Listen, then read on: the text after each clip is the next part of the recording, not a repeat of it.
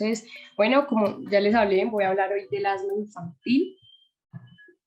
Ay, no me pasa. Ustedes ven que pasan las diapositivas, ¿cierto que no? No, sigues en la primera diapositiva.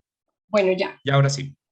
Bueno, para hablar de este tema, lo principal es tener claro una definición, ¿ya? Entonces tenemos que entender que el asma es una enfermedad inflamatoria crónica de las vías respiratorias y esto da lugar a una obstrucción episódica del flujo del aire. Esta inflamación, digamos que perjudica la colapsabilidad de las vías respiratorias, ¿ya? Porque cada vez se van haciendo más pequeñas. Bueno, en cuanto a la etiología, digamos que hasta el día de hoy se desconoce la etiología del asma, pero sí se han implicado combinaciones ambientales, predisposiciones biológicas y génicas inherentes a estas personas que hacen que ellos desarrollen asma, que tengan factores de riesgo, por decirlo así. Bueno, en cuanto a la epidemiología, el asma bronquial es una de las enfermedades crónicas más frecuentes en la infancia y en las últimas décadas se ha constatado que hay un incremento en la prevalencia a nivel mundial. O sea, es una enfermedad que, por decirlo así, se ha intentado abarcar, se ha intentado cambiar su tratamiento farmacológico, pero aún así, pues con esto han aumentado pues la prevalencia. Las crisis asmáticas son causa pues como les decía, un gran número de consultas ambulatorias y de hospitalizaciones, y esto hace pues que genere altos costos para el sistema de salud, ya porque es una enfermedad pues como muy recurrente y pues que están presente en la infancia. Bueno, también tenemos que tener en cuenta que alrededor del 80% de los pacientes asmáticos refiere pues el inicio de su enfermedad antes de los 6 años y que todos, pues digamos, o la gran mayoría de niños pequeños experimentan sibilancias, pero pues digamos que la minoría padece de asma. Los niños cuando están pequeños, la gran mayoría, como les digo, presenta sibilancias, pero pues con el pasar del tiempo, cuando crecen, digamos que esto desaparece. Solo es un pequeño porcentaje de niños pues que desarrollan el asma como tal, la enfermedad. Bueno, en cuanto a los factores de riesgo, digamos que se han identificado unos factores de riesgo que son persistentes al principio de la infancia. Digamos que lo que les decía ahora, el asma no tiene como tal una etiología, pero sí unos factores de riesgo que digamos juegan mucha importancia a la hora pues del desarrollo de la enfermedad de estos pacientes. Denme un segundo.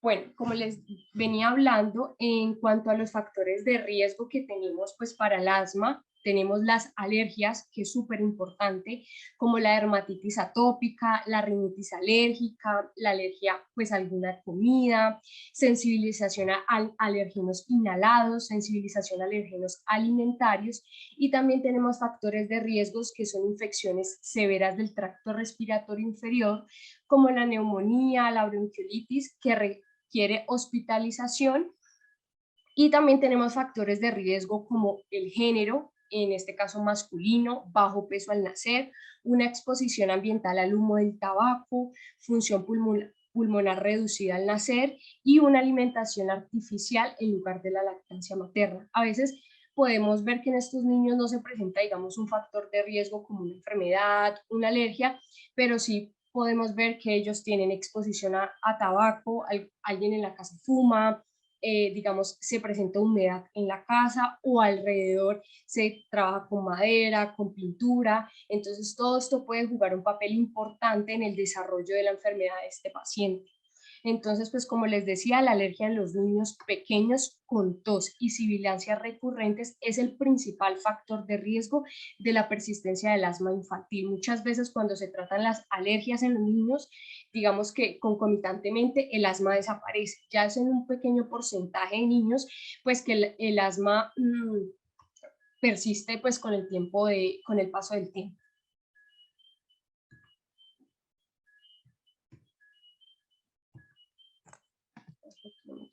Bueno, en cuanto a la patogenia, tenemos como primer paso que va a haber un acortamiento de las fibras del músculo liso bronquial. Esto va a generar una hiperactividad bronquial. Vamos a tener también variación en la cantidad y la calidad de las secreciones. Vamos a tener un edema inflamatorio en la mucosa y la consecuencia pues va a ser una insuficiencia respiratoria.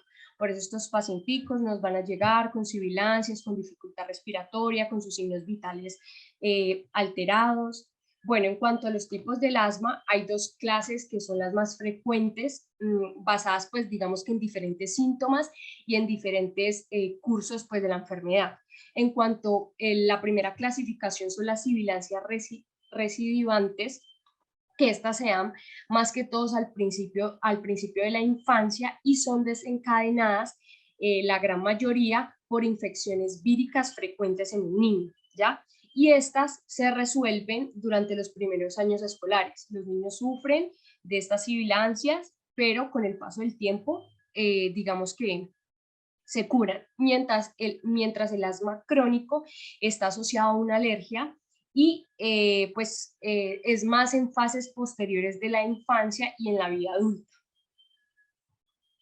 Bueno, tenemos que tener en cuenta que el asma no solo se divide en sibilancias recidivantes y en asma, sino que también se categoriza por la gravedad de la enfermedad. En esta parte vamos a tener, digamos que 4 clasificaciones, empezando por la intermitente, que son síntomas de asma durante el día que ocurren de 2 o menos días por semana, 2 o menos despertares nocturnos por mes. Los niños suelen despertarse en las noches pues con exceso de tos, secreción y también el uso de betabloqueadores para aliviar los síntomas, sea 2 o menos días por semana, sin interferencia con las actividades normales.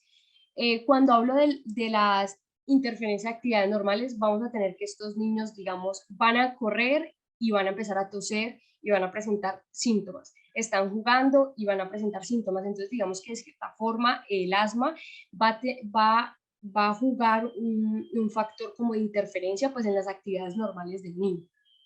Bueno, por otro lado, tenemos la persistente, que son cuando se presentan síntomas más de 2 veces por semana, aproximadamente de 3 a 4 despertares nocturnos por mes, pues debido al asma. El uso de betabloqueadores para aliviar los síntomas más de 2 días a la semana y una interferencia menor con las actividades normales que realiza el niño.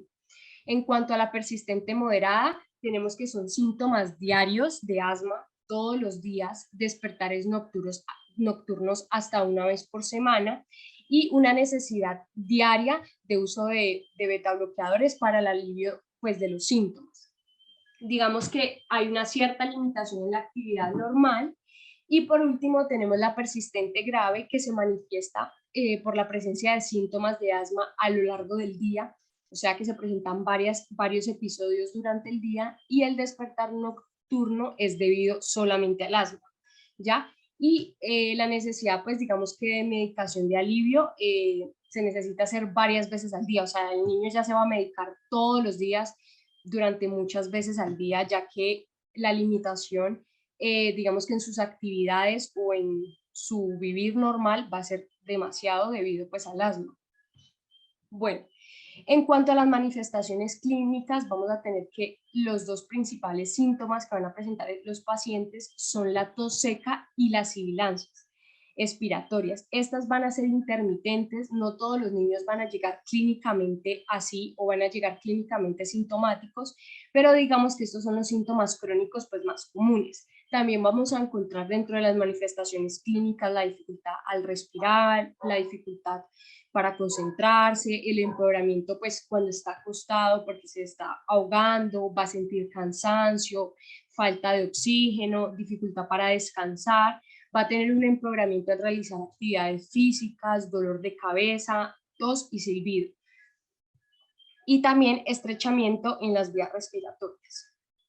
Bueno, digamos que lo que hablábamos ya, diapositivas atrás sobre los factores de riesgo, digamos que yo les hago mucho hincapié y la literatura hace mucho hincapié porque el asma, digamos que es un 70% factores de riesgo, que si curamos o si diagnosticamos estos factores de riesgo, pues se puede dar un mejor pronóstico en los pacientes con asma. Entonces, los síntomas del asma los pueden desencadenar numerosos acontecimientos o exposiciones comunes. Entonces, acá en las tablitas que les puse pueden ver que, digamos, pueden haber alérgenos de interior como la caspa de animal, ácaros de polvo, cucarachas, hongos estacionales. Todas esas cosas van a generar un factor de riesgo en el niño sin que a veces seamos como conscientes, o las mamás no son conscientes.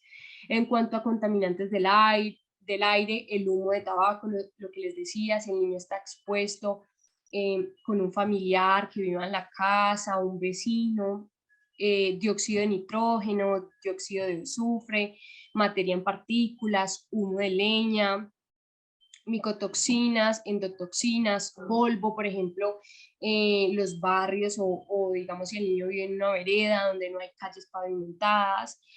También tenemos perfumes, productos de limpieza, ¿ya? Entonces, en todos estos niños también, aparte de darles un tratamiento farmacológico, hay que darle unas recomendaciones. Bueno, eso se les va a hablar un poquito más adelante, pero es muy importante hacerles hincapié en que hay que, digamos, evaluar todos los aspectos del niño, pues para así darle un buen manejo, un buen tratamiento al asma. Bueno, en cuanto al diagnóstico, digamos que se basa en varios ítems, pero el asma, y siempre tenganlo claro, es fundamentalmente clínico. Por eso es tan importante realizar una historia clínica adecuada, un examen físico adecuado, porque hay muchas enfermedades y el asma pues es uno de los casos que es fundamentalmente clínico. ¿Ya? Entonces nos vamos a enfocar pues en la historia clínica, el examen físico.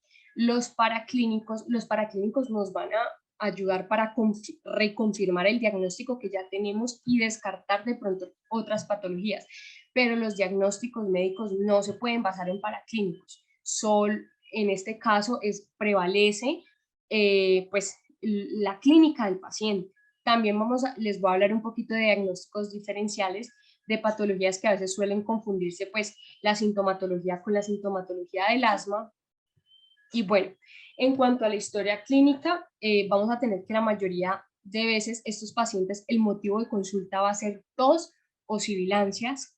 En cuanto a la anamnesis, tenemos que hacer un buen abordaje, preguntarle bien a la mamá o el acompañante del menor, digamos, los episodios recurrentes de tos, cuántas veces tose al día, si presenta dificultad, disnea sibilante o disnea de esfuerzo, frecuencia de los episodios, cuántos en el día, cuánto tiempo le duran esos episodios, los factores desencadenantes, lo que hablamos ahora, los alérgicos, los climáticos, emocionales, infecciosos, si de pronto el niño recientemente tuvo una gripe, tuvo moquitos, o alguien en la familia, una historia familiar de asma, si de pronto los abuelos, los papás, los hermanitos sufren de pronto de asma, si tuvo hospitalizaciones previas pues de asma y cuánto tiempo fue.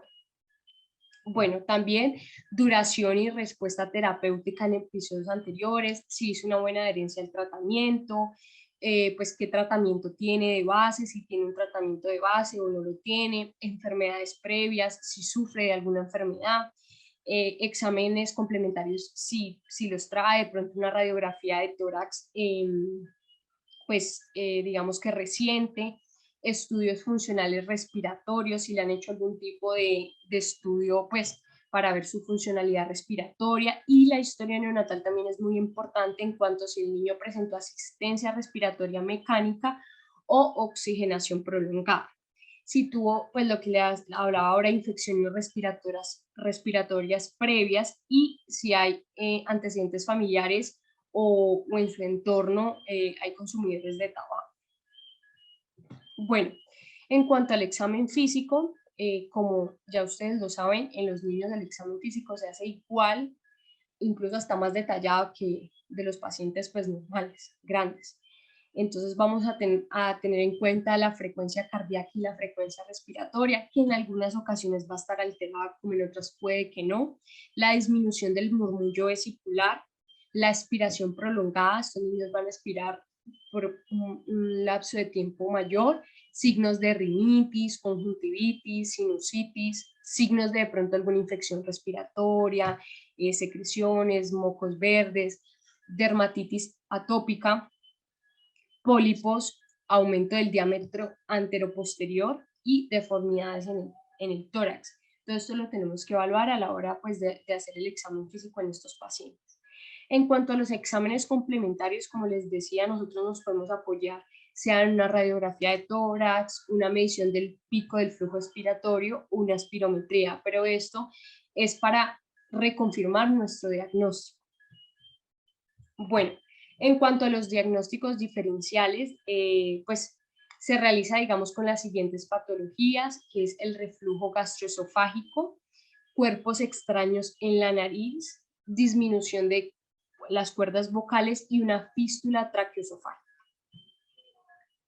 Bueno, en cuanto al tratamiento, digamos que los objetivos del tratamiento en el asma serán revertir rápidamente esa obstrucción que se presenta en las vías aéreas, corregir la hipoxia que presenta el paciente, restablecer la función pulmonar normal, que el sistema, todos los pulmones y todo el sistema funcione de nuevo normal y evitar futuras recaídas. Acá vuelve y juega lo importante que es ver los factores de riesgo porque así se van a evitar futuras recaídas en estos niños, ¿ya? En cuanto, digamos que las 4 cosas básicas que vamos a necesitar pues, en estos casos va a ser un beta-agonista selectivo por vía inhalatoria.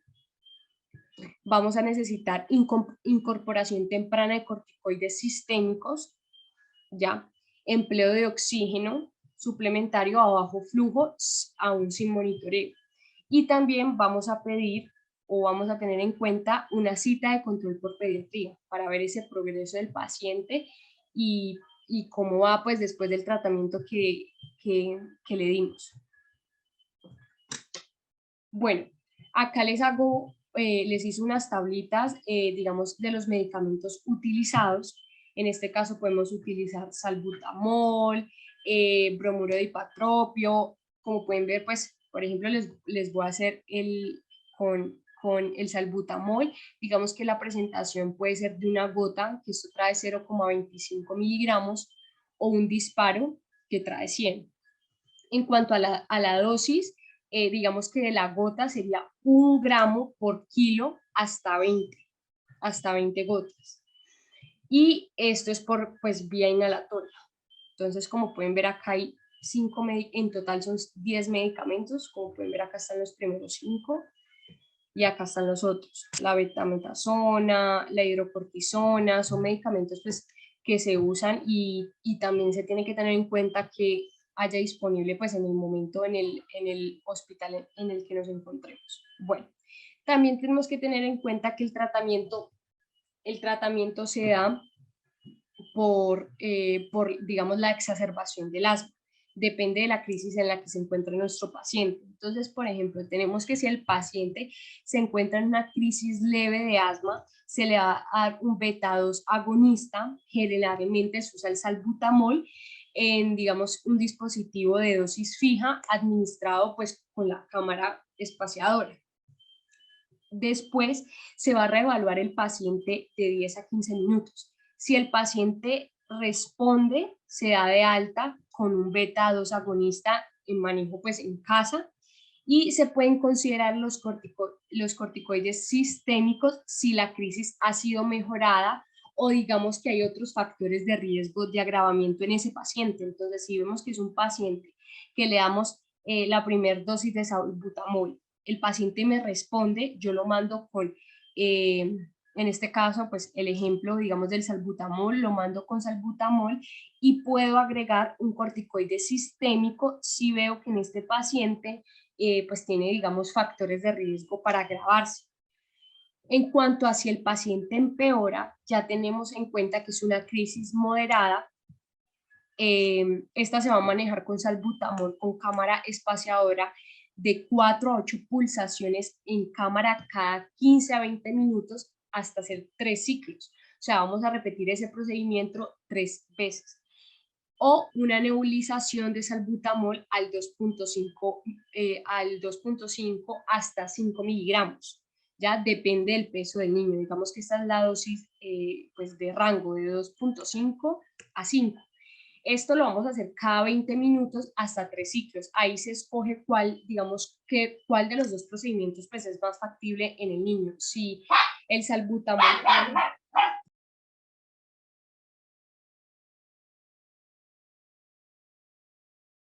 Qué pena, disculpen. Entonces, lo que les decía, acá se escoge si se va a dar el salbutamol con cámara espaciadora o una nebulización de salbutamol.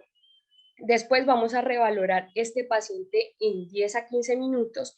Si el paciente me responde, ya va a quedar clasificado como una crisis leve. El paciente está cursando una crisis leve. Pero por el contrario, si el paciente no responde, digamos que ya se clasifica como crisis moderada y se continúa tratamiento hospitalario, o sea que el paciente lo dejamos internado. En cuanto ya a la crisis grave, hablamos de crisis grave cuando el oxígeno o mi paciente está saturando menos del 92%. Acá se va a hacer una combinación de dos betagonistas, que va a ser el salbutamol más el bromuro de hiperatropio en cámara espaciadora o en nebulizaciones. Esto va a ser continua durante 1 hora. También se va a dar un corticoide sistémico, lo que les hablaba ahora, hacer una combinación del beta-2 agonista más un corticoide, y este puede ser el prednisolona, que es de 1 a 2 miligramos por kilo. Y de ahí se va a dar una evaluación continua durante 1 hora. Si el paciente responde, el paciente va a quedar clasificado como una crisis moderada, pero si el paciente no me responde, se le da pues ingreso hospitalario directamente a UCI.